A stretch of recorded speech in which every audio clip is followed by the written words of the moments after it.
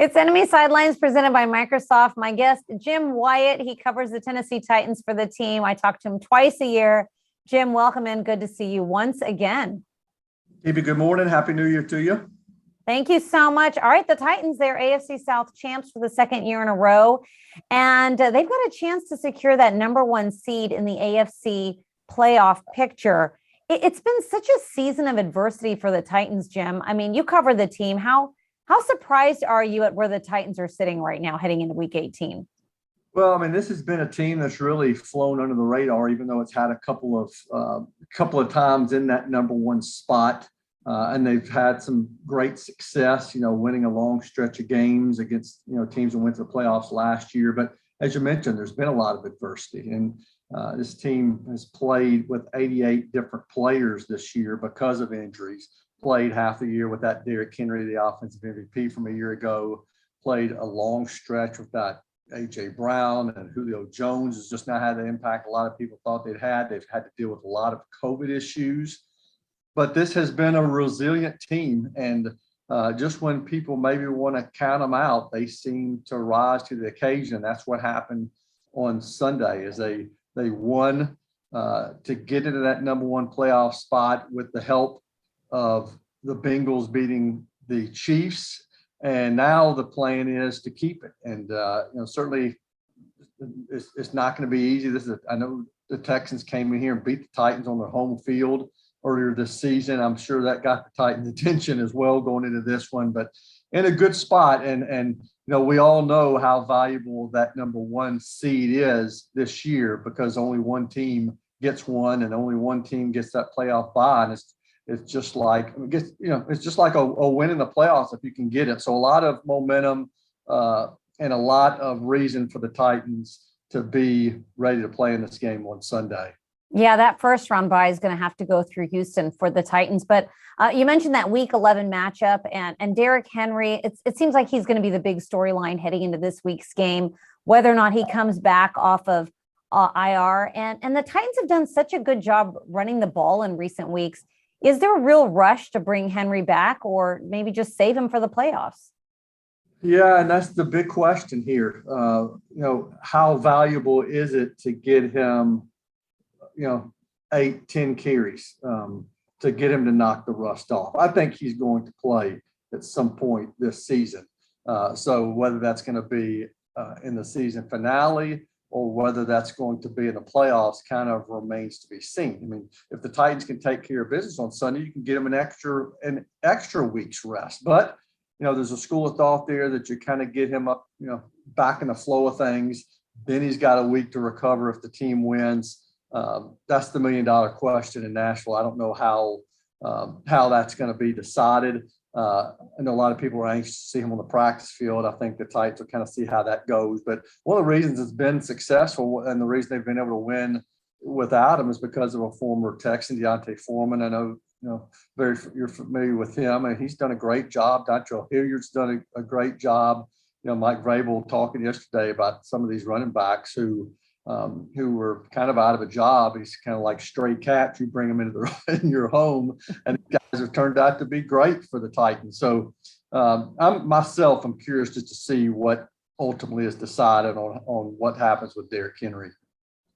Yeah, and you mentioned Deontay Foreman. He's just had some tremendous games recently, but it seemed like when Henry first went out, the Titans sort of struggled with that offensive game plan of just running the ball and running it effectively. Where was the turnaround and what really changed for them here in this past month or so? Yeah, and it was kind of a struggle earlier. They're trying to find their identity again and trying to figure out what the best balance was. And I would say that maybe started to flip. I'm looking at, I would say, Foreman has gone for over 100 yards in 3 of the last 5. So sometime around that Patriots game after the New England game, they lost in New England.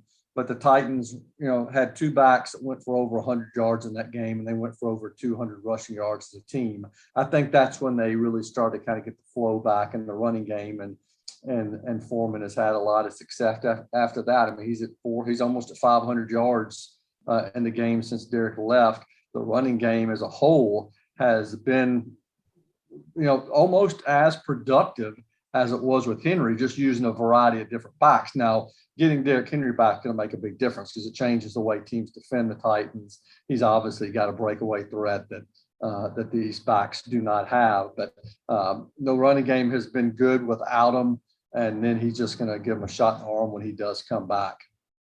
All right, another guy that hasn't been on the field too much. You mentioned earlier, Julio Jones. There was a lot of expectation for him when the Titans signed him this offseason. He comes off the COVID list. He's dealt with a lot of injuries this year. But if he comes back here in week 18, what does that mean for Tannehill in the offense?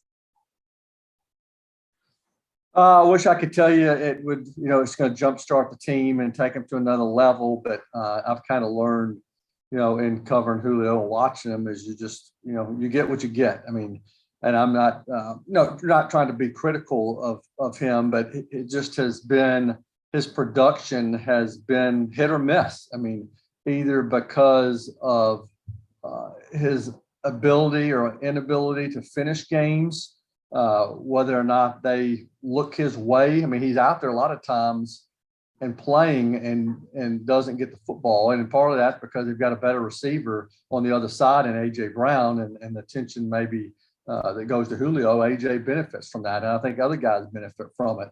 I think in a perfect world, if you're the Titans, the coaching staff, management, no matter what has been said about Julio and the way that has played out so far, all that can be washed away if he can kind of get some momentum and be a big difference maker from this point moving forward. I mean, that's really why you bring a guy like that in here, is to help you win a championship. And it hasn't gone well so far. I mean, right now, we've got a game left in the season. Julio Jones got 26 catches for 376 yards. He hasn't even scored a touchdown. I mean, that's not a lot of production for a guy that you gave up a good amount for and you're paying him a lot for. But if he can help this team down the stretch, help this team in the playoffs, help this team get to a Super Bowl and make an impact then I think that trade's going to turn out to be beneficial. But how much of a boost he gives them, I know that was your question. It's hard to say because it's been one of the most impossible things to predict this year. Yeah, and hard to build that chemistry when you're just not on the field. Yes. Jim, about Zach Cunningham. Now he's with the Titans. He was released by the Texans earlier this season. He gets reunited with Mike Vrabel. He's seen some action in the last 3 games there in Nashville. What do you expect out of him? Has his role expanded? Will it expand here in the postseason? And what have you thought of him so far? Well, I've always loved Zach Cunningham as a player. I've got so much glare on me. I don't know if you can tell that I got on a Vanderbilt hat. I'm a Vanderbilt. Remember, I watched Zach Cunningham play, on West End, for some years, and just thought he was a great player and just fast and runs to the ball and is physical. And then watching him with the Texans during his time there, playing against him, I was always impressed by the way he played.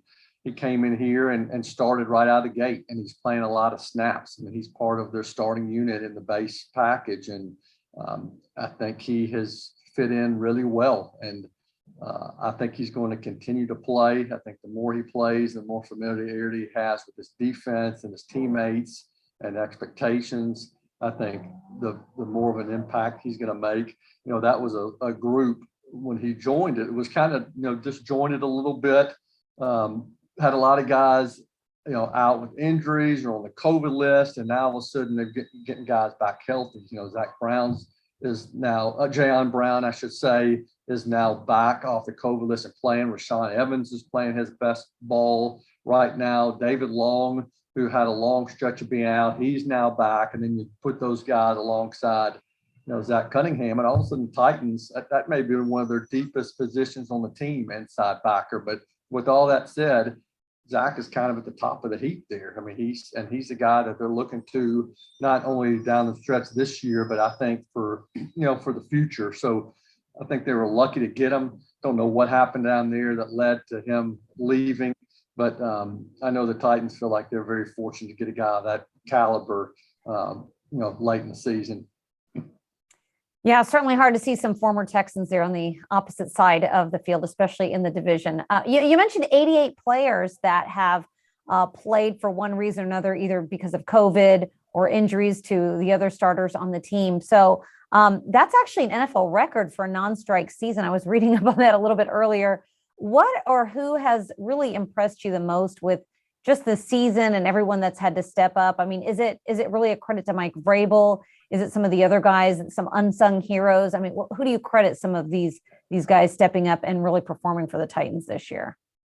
Yeah, I mean, it's Vrabel deserves a lot of credit. I mean, and certainly partial to him, working for the team and watching the team on a regular basis. When I see, people talking about Coach of the Year nominees, if the Titans win this game on Sunday and finishes the number one seed in the AFC with everything that's kind of gone on, losing Derrick Henry, I don't know how Mike Vrabel's not your Coach of the Year in the NFL, and some coaches out there have done a great job. It's not just Vrabel. I mean, I think John Robinson, the team's general manager, and his staff did a great job in identifying players who would be a good fit and having those guys available in the practice squad to step in and play if needed.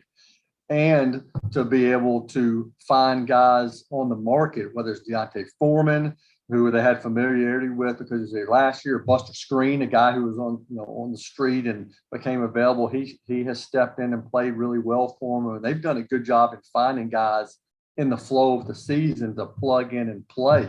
Greg Maven, another guy who kind of stepped in on short notice and has played. They've had so many guys that have come in and played a role. The scouting staff and the general manager done a good job in having players on the practice squad ready and practicing and up to speed where they can step into play. That's kind of going on all season. So it's a testament to Coach Vrabel. It's a testament to John Robinson. It's a testament to some of these guys who have been asked to play and perform well. All right, good stuff. Jim Wyatt covers the Titans, senior writer, editor, does it all for the team. Jim, looking forward to seeing you here on Sunday. Deepi, thank you, and I'll see you down there in Houston. Thanks for watching, and go Texans! Like, subscribe, and ring the bell for new content.